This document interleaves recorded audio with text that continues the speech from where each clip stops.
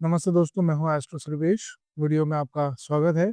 आज हम बात करेंगे एक ऐसे ग्रह की जो ज्योतिष शास्त्र में जिसे मोक्ष कारक कहा गया है, और वो ग्रह है केतु। तो केतु हमेशा एक मिस्ट्री या एक रहस्य की तरह होता है। कोई इसे छाया ग्रह कहता है यानी शैडो प्लैनेट कहता है, या कोई इसे स्पिरिचुअल गाइड भी कहता है, या ऑकल्ट से रिलेटेड जो भी एक्टिविटीज होती है वो भी केतु से ही रिलेटेड होती है। लेकिन केतु के बिना ज्योतिष शास्त्र अधूरा है। राहु और केतु, राहु के बारे में हम अगली वीडियो में बात करेंगे, लेकिन केतु के बिना ज्योतिष अधूरा शास्त्र है। आज मैं आपको बताऊंगा कि राहु और केतु की क्या एग्जैक्ट कहानी है। आपने शायद सुनी भी होगी, लेकिन आप वापस सुन सकते हैं। और केतु के पीछे का क्या असली तत्व है और हर राशि में केतु का क्या असर पड़ता है, ये इस वीडियो में हम जानेंगे। वीडियो शुरू करने से पहले मैं आपको एस्ट्रो सर्वेश चैनल को सब्सक्राइब करने के लिए भी धन्यवाद देता हूं, और इस वीडियो को लाइक करने के लिए और शेयर भी करने के लिए भी धन्यवाद देता हूं। और इस वीडियो के नीचे आप कमेंट भी ज़रूर कीजिए आपके एक्सपीरियंसेस के बारे में, या जो भी आप डिस्कस करना चाहें उसके बारे में। मैं पर्सनली उन कमेंट्स को पढ़ना बहुत पसंद करता हूँ। तो चलिए शुरू करते हैं। तो राहु और केतु की जो कहानी है वो समुद्र मंथन से जुड़ी हुई है। तो जब देव और असुर लोग मिल करके अमृत को निकाल रहे होते हैं, तो एक असुर होता है जो देवताओं के बीच में बैठ जाता है अमृत पीने के लिए। ठीक है। और भगवान विष्णु जो मोहिनी अवतार उस समय पे लिए होते हैं, उनको मून जो होता है, चंद्र जो होता है, वो बताता है कि ये एक असुर है, ये देवता नहीं है। ठीक है। और जैसे ही ये समझ में आ जाता है, या ये डिस्क्लोजर हो जाता है कि ये असुर देवताओं में से नहीं है और ये देवता बनने की कोशिश कर रहा है, या देवताओं को रूप लेके अमृत पीने की कोशिश कर रहा है, भगवान विष्णु का जो सुदर्शन चक्र होता है वो इस असुर के दो टुकड़े करता है। यानी इसकी गर्दन अलग हो जाती है और इसका जो बॉडी है वो अलग हो जाता है। तो जो गर्दन है, इसका जो सर है, इसे हम लोग राहु कहते हैं, और जो उसकी बॉडी है उसे हम लोग केतु कहते हैं। तो इस कहानी का जो बेसिक मीनिंग ये है कि राहु जो है वो हमारा डिजायर है या इल्यूजन है, या जिसे हम लोग माया कहते हैं। तो जो भी व्यक्ति राहु के इन्फ्लुएंस में होता है वो हमेशा आप देखोगे कि out of the box thinking करता है, और राहु उसको डिल्यूजन में इल्यूजन में डालता है। और जो केतु होता है वो डिटैचमेंट होता है, बिकॉज उसके बॉडी से जो उसका सर है वो डिटैच हुआ है। तो ऐसा जो व्यक्ति है जो केतु के इन्फ्लुएंस में है वो डिटैचमेंट की तरफ ज्यादा जाता है, जो मोक्ष की तरफ ज्यादा जाता है, लिबरेशन की तरफ ज्यादा जाता है। ऐसे व्यक्ति आप देखोगे कि वो लोग ज्यादा स्ट्रेस नहीं लेते हैं लाइफ में। वो बोलते हैं छोड़ना यार, जो होगा सो होगा। तो इस टाइप का जो एटीट्यूड होता है वो कहीं ना कहीं केतु से इन्फ्लुएंस्ड होता है। और ये दोनों जो ग्रह है राहु और केतु, वो हमेशा 108 डिग्री 108 डिग्री ऑपोजिट रहते हैं हर एक व्यक्ति की कुंडली में। राहु और केतु कभी भी किसी भी व्यक्ति के कुंडली के एक ही घर में नहीं बैठ सकते हैं।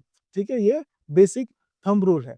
तो इसमें हमें क्या समझ में आता है कि राहु हमें कोई भी चीज ग्रैब करने की, या कोई भी चीज परस्यू करने की, या किसी चीज के पीछे भागने की प्रेरणा देता है। और केतु कहता है कि भाई तुमको डिटैच होना है, छोड़ना है, मोक्ष की तरफ जाना है, स्पिरिचुअलिटी की तरफ जाना है। अब केतु के एस्ट्रोलॉजिकल सिग्निफिकेंस को समझ। तो केतु जो होता है वो मोक्ष कारक ग्रह होता है। वो हमारे पास्ट लाइफ का जो फल होता है वो हमें इस पर्टिकुलर लाइफ में देता है। तो जो भी कर्म हमने पिछले जन्म में किए हैं, उन कर्मों का जो फल है वो केतु हमें इस जन्म में देता है।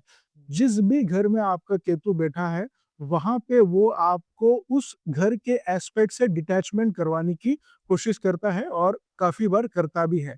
इसीलिए ऐसा कहते हैं कि अगर केतु फोर्थ हाउस में जाए तो वो आपका घर, आपकी मदर, और आपका जो ओवरऑल एक सेंस ऑफ फैमिली है, या ओवरऑल सेंस ऑफ ब्लिस है, हैप्पीनेस है, उससे डिटैचमेंट करवाता है आपका। और उस पर्टिकुलर घर के अंदर के जो एस्पेक्ट्स होते हैं, उन एस्पेक्ट से आपको वो पीछा छुड़ाने की कोशिश करता है। उन एस्पेक्ट्स में आपको जीवन में कभी भी सेटिस्फेक्शन लाने केतु नहीं देता है। लेकिन आप उन्हीं चीजों के पीछे भागते भी हो। यानी फॉर एग्जाम्पल, अगर केतु फोर्थ हाउस में है किसी के, तो ऐसा व्यक्ति प्रॉपर्टी के पीछे, खुद का घर बनाने के पीछे भागता है, और मदर के साथ उसकी रिलेशनशिप वो बहुत कोशिश करेगा, लेकिन मदर की हो सकता है हेल्थ खराब हो, या उसकी और उसके मदर की रिलेशनशिप्स में कुछ प्रॉब्लम आ रही हो, या ओवरऑल उसका जो हैप्पीनेस है, वो बंदा हैप्पीनेस के पीछे कुछ ना कुछ जिंदगी भर मेहनत करता रहेगा, लेकिन उसको हैप्पीनेस नहीं लाने देगा केतु, या नहीं पाने देगा।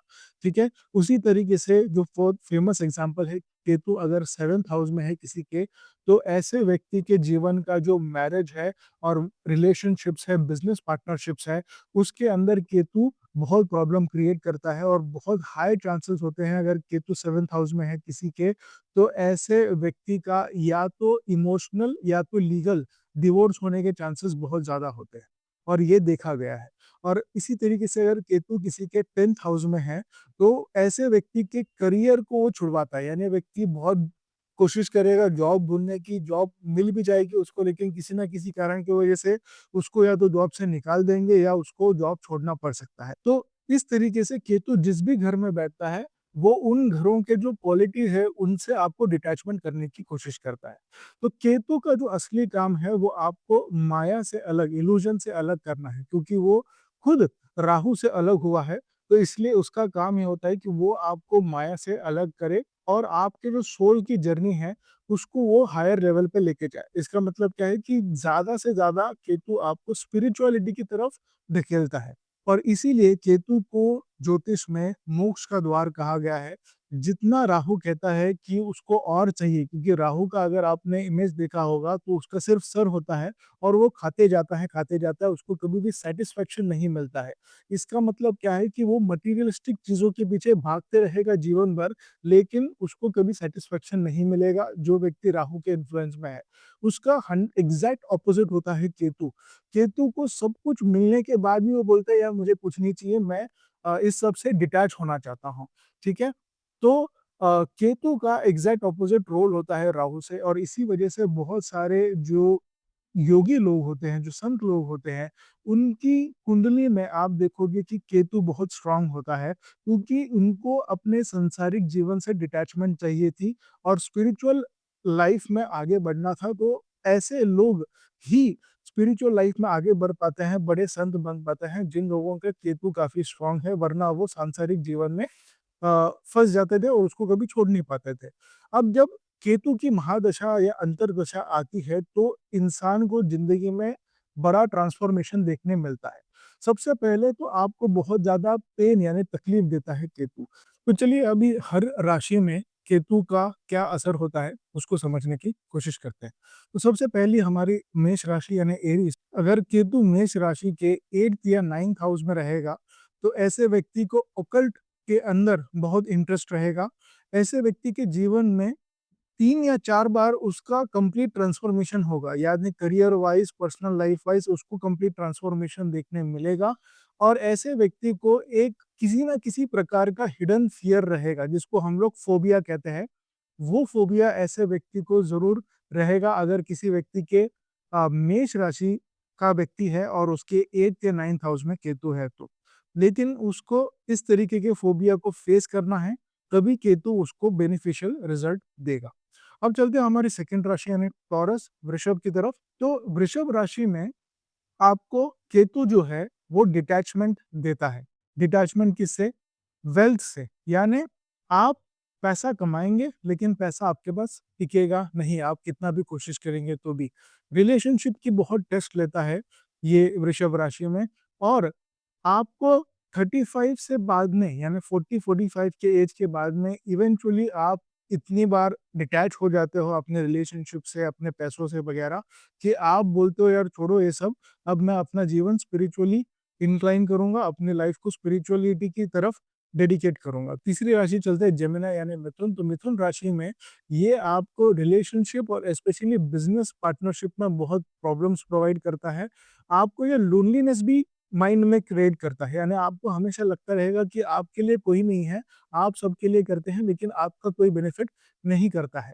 और आपका इस तरीके से वो इफ़ेक्ट करेगा माइंड को, कि आपका जो साइकिक अवेयरनेस है, जिसको हम लोग इंट्यूशन कहते हैं, क्योंकि इंट्यूशन भी केतु ही देता है, और 7th नंबर केतु का होता है, तो आपका इंट्यूशन काफ़ी अच्छा होगा। In spite of having good intuition, पहले 1-2 रिलेशनशिप में या पहले 1 या 2 बिज़नेस पार्टनरशिप में आपको प्रॉब्लम होगा, ठीक है? लेकिन उसके बाद में फिर केतु आपको बेनिफिशियल बनना स्टार्ट हो जाता है। अब चलते हैं हमारी चौथी राशि यानी कर्क राशि कैंसर की तरफ।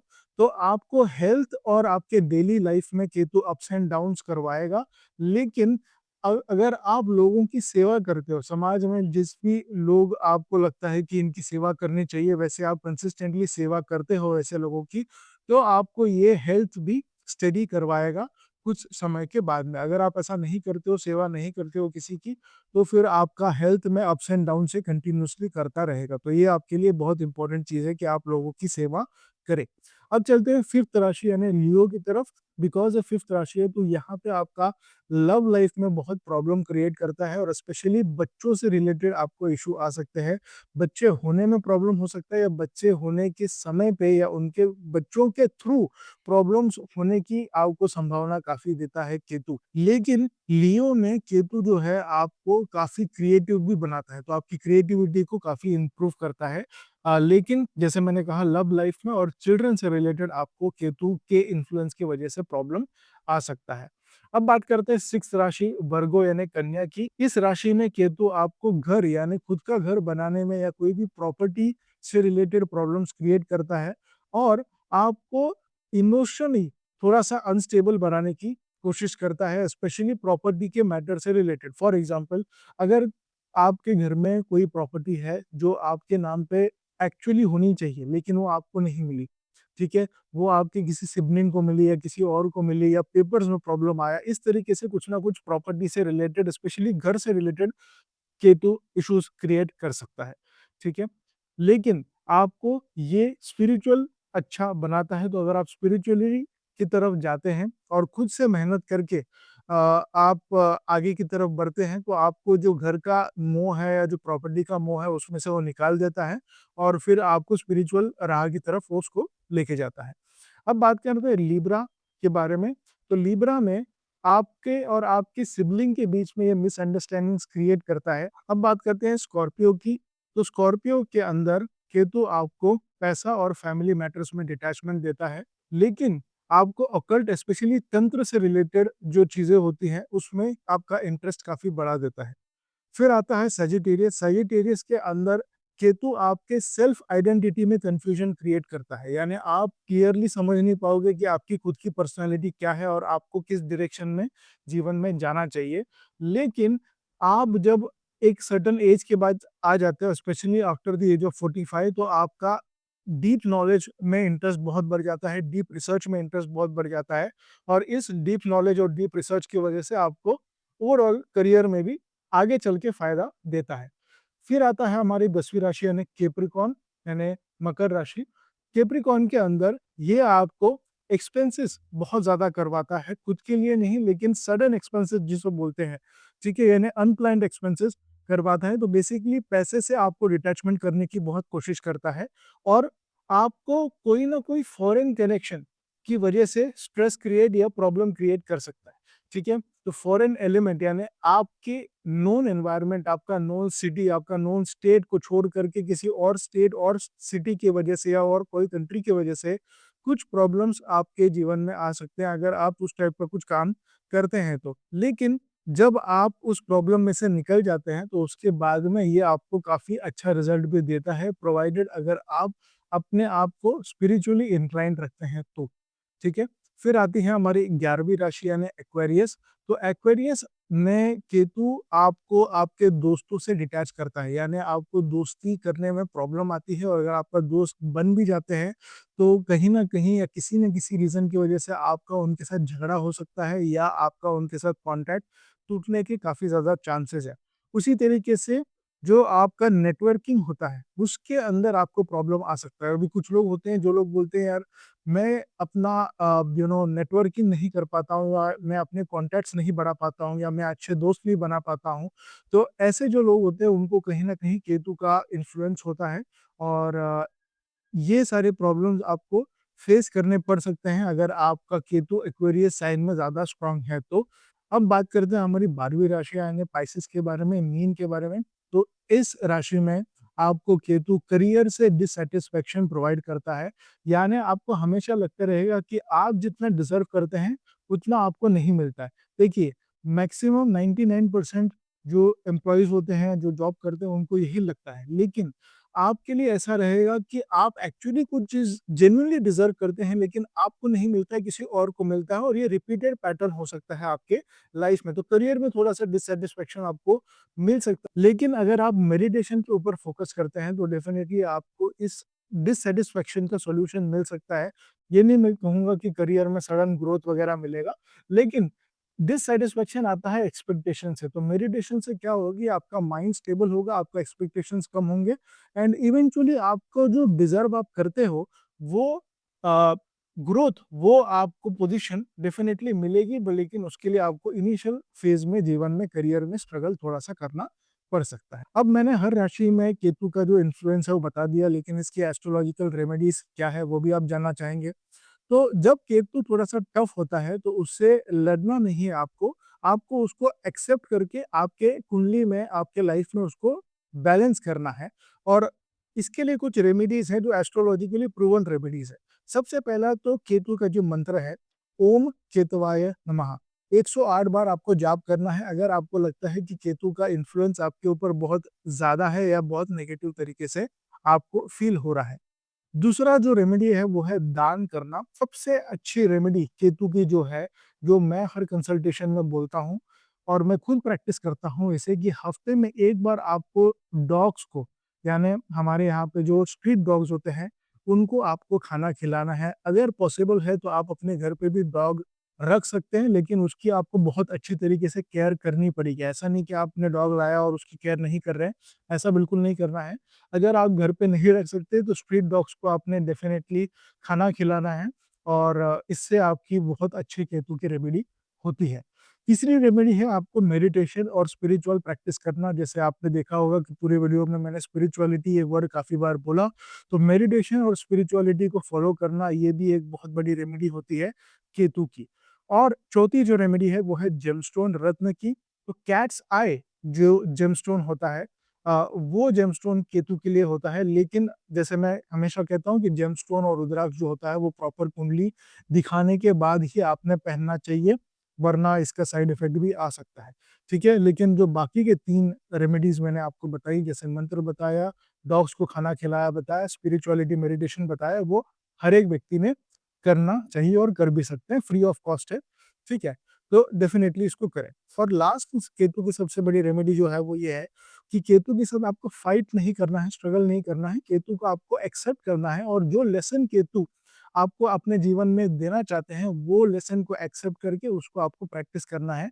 तो जो नेगेटिव केतु का रिज़ल्ट है, वो धीरे-धीरे पॉज़िटिव में बनना स्टार्ट हो जाते हैं। तो दोस्तों, केतु एक शैडो ग्रह होते हुए भी हमारी ज़िंदगी का सबसे बड़ा टीचर हम लोग बोल सकते हैं। तो एक शनिदेव है, उसके बाद में केतु है, फिर राहु है। तो केतु का भी बड़ा इम्पैक्ट है हमारे लाइफ में, जैसे आपने समझा। तो वो हमसे कुछ चीज़ें ले जाते हैं, लेकिन हमें असली चीज़ जो होती है, यानी मोक्ष हो गया, पीस हो गया, स्पिरिचुअलिटी हो गया, विज़डम हो गया, ये सारी चीज़ें देने में, पाने में बहुत हेल्प करते हैं। और राहु जो होता है वो हमेशा कहता है कि उसको और चाहिए और केतु हमेशा कहता है कि अब इसको छोड़ देना चाहिए, ठीक है?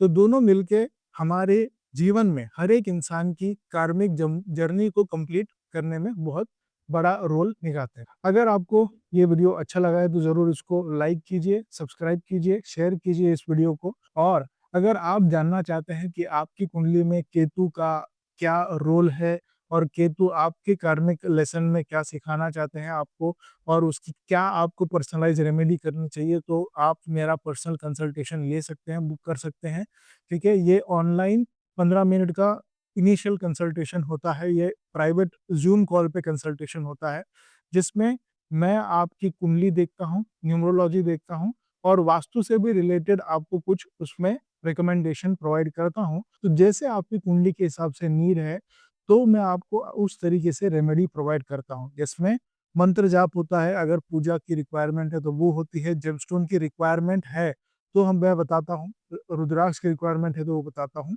तो जो भी आपके लिए रिक्वायरमेंट है उस समय के लिए, उस प्रॉब्लम के लिए, तो वो रिकमेंडेशन मैं आपको उस पर्टिकुलर कंसल्टेशन में प्रोवाइड करता हूँ। तो 100% पर्सनल होता है, कस्टमाइज्ड होता है, प्राइवेट होता है, कॉन्फिडेंशियल होता है और सेफ एंड सिक्योर रिकमेंडेशन और 100% जेन्युइन रिकमेंडेशन आपको इसमें मिलता है। ठीक है? तो अगर आप बुक करना चाहते हैं तो डेफिनिटली बुक कर सकते हैं। बुक कैसे करना है? आपको ये नंबर दिखता होगा, उस नंबर के ऊपर आप व्हाट्सएप कर सकते हैं, कॉल नहीं करना है, कॉल करेंगे तो हमारी तरफ से कोई पिकअप नहीं करेगा, तो व्हाट्सएप ही करना है आपको। और उसके बाद में जैसे ही आप व्हाट्सएप करते हो तो आपको एक ऑटोमेटेड मैसेज आ जाएगा।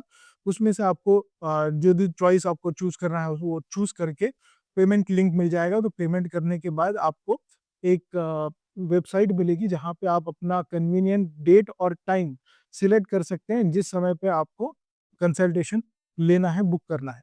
और एक बार आपने उस कंसल्टेशन टाइम को बुक कर लिया तो उसके बाद में आपको लिंक मिल जाएगी उस टाइम उस समय की, और वो लिंक को जॉइन करके क्लिक करके आपको कंसल्टेशन पे जॉइन करना है और कंसल्टेशन को आपको कंप्लीट करना है। ठीक है? तो ये है पूरा प्रोसेस कंसल्टेशन करने का। तो चलिए, मैं आशा करता हूँ कि ये वीडियो आपको अच्छा लगा हो। ज़रूर कमेंट कीजिए आपके एक्सपीरियंसेस, और मैं मिलता हूँ अगले वीडियो में। तब तक के लिए धन्यवाद।